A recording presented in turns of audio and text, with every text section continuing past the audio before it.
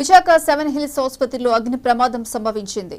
రామ్నగర్లో ఉన్న ఈ ఆసుపత్రిలో విద్యుత్ షార్ట్ సర్క్యూట్ వల్ల ప్రమాదం జరిగినట్లు తెలుస్తోంది. అగ్నిమాపక సిబ్బంది ఘటనా స్థలానికి చేరుకుని మంటల్లో అదుపు చేశారు. కాగా ఆసుపత్రిలోని 6వ అంతస్తులో ఈ ప్రమాదం జరిగింది. స్వల్ప ఆస్తి నష్టం మినహా ఎవరికీ ఎటువంటి ప్రమాదం జరగలేదు. అగ్నిమాపక సిబ్బంది సకాలంలో స్పందించడంతో ముప్పు తప్పింది. బయట